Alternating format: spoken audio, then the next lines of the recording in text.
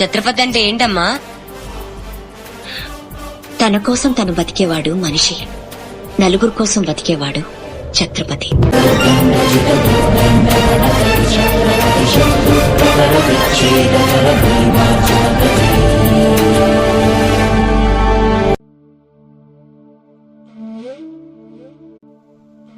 Hi what's, welcome back to my YouTube channel.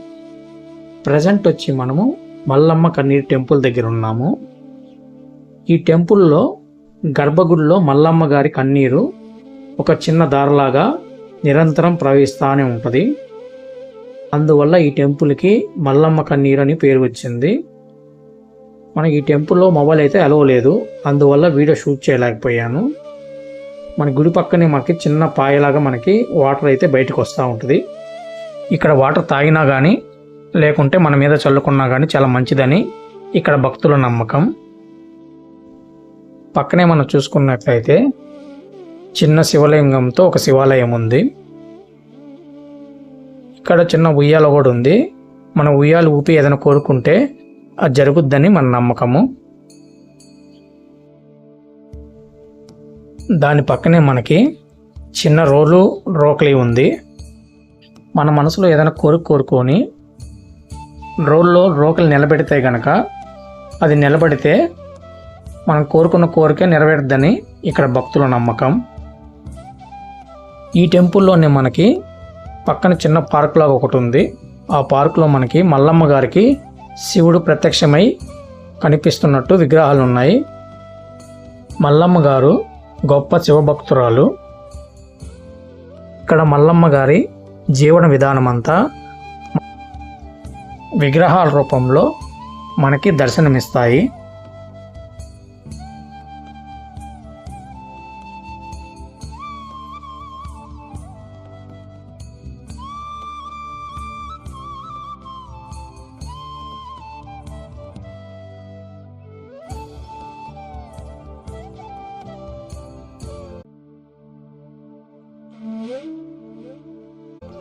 Mallamma గారి temple పక్కనే మనకి దేవస్థానం సంబంధించిన గోశాల అయితే మనకి దర్శనమిస్తుంది.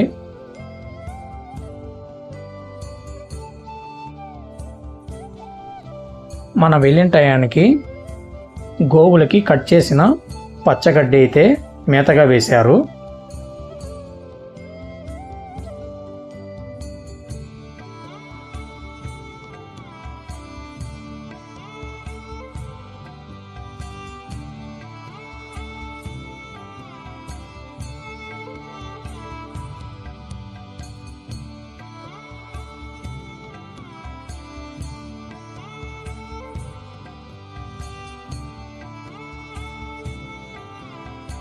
గోవులను సంరక్షించే దేవుడైన కృష్ణుడు విగ్రహం మనకి ఈ గోశాలలో మనం దర్శించుకోవచ్చు. మనకి ఎదురుగా గూడెంలో ఎండుగడ్డి స్టోరేజ్ కూడా మనకు కనిపిస్తుంది. ఎప్పుడైనా పచ్చిగడ్డి లేనప్పుడు ఈ ఎండుగడ్డి గోవులకి ఆహారంగా వేస్తారు.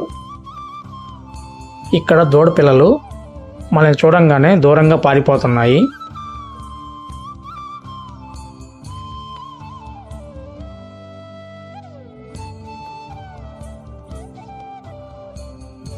ఇక్కడ గోవులకి పచ్చిగడ్డిని చిన్న చిన్న ముక్కలుగా కట్ చేసి ఇప్పుడు వేస్తున్నారు.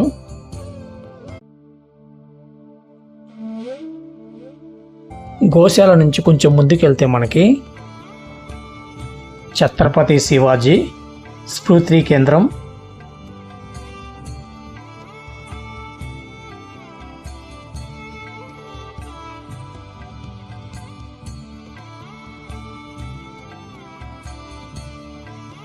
మనం లోపలికి వెళ్ళడానికి 15 రూపాయలు ఛార్జ్ చేస్తున్నారు. ఓన్లీ క్యాష్ కింద మాత్రమే తీసుకుంటున్నారు. మనకి లోపలికి ఎంటర్ అవ్వగానే 2 కోటలు కనిపిస్తాయి. రైట్ సైడ్ కోట వచ్చి మనకి ఛత్రపతి శివాజీ ధ్యాన మందిరం, లెఫ్ట్ సైడ్ కోట వచ్చి సభా మందిరం.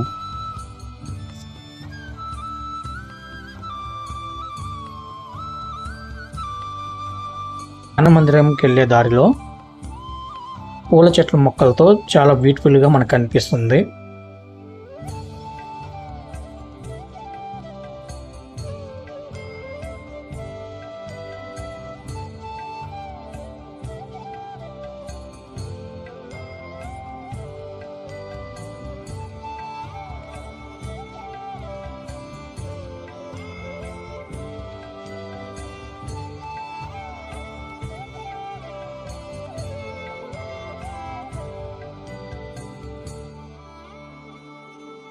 సనాతన ధర్మాన్ని నిలబెట్టిన మహాపురుషుడు.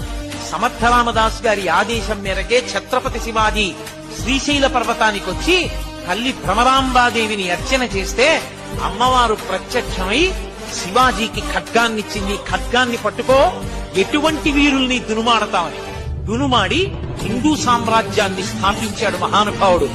ఈ దేశ చరిత్రని మలుపు తిప్పినటువంటి శివాజీ, ఆయన సామ్రాజ్య స్థాపన శ్రీశైలంలో ఉన్న భ్రమరాంబాదేవి ఇచ్చినటువంటి ఖడ్గం వల్ల జరిగింది. ఇప్పుడు మనం రెండో ప్రదేశమైన సభా మందిరంలోకి మనము ఎంటర్ అవుతున్నాం.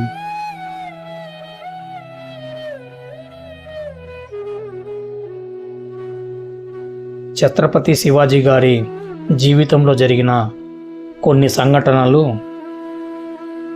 3D పిక్చర్స్ రూపంలో మనకి దర్శనమిస్తాయి. అలానే ఈ పిక్చర్స్ కింద మనకి తెలుగు, హిందీ, ఇంగ్లీష్, కన్నడ లాంగ్వేజ్లో దానికి సంబంధించిన డీటెయిల్స్ అన్నీ రాసించారు.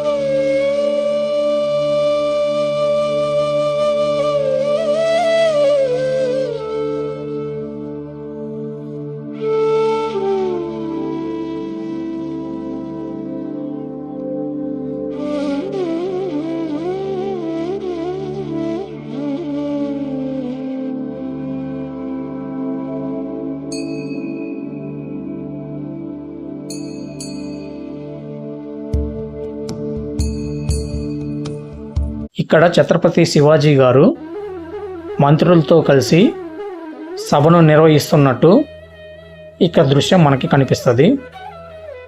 ఈ సభలో మనకి ఛత్రపతి శివాజీ అమ్మవారైన జిజియాబాయి అలానే కుమారుడు మనకి కనిపిస్తారు.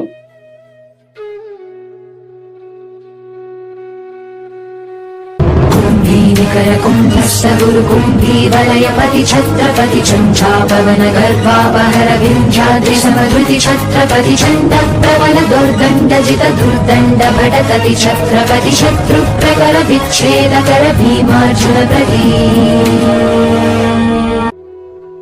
ఇక మనం బయటికి రాగానే పైనుంచి చూస్తే వ్యూ చాలా బ్యూటిఫుల్గా కనిపిస్తుంది. ఈ వీడియో ఇంతేనండి. మరొక వీడియోలో మళ్ళీ కలుసుకుందాం. ఓం నమః శివాయ.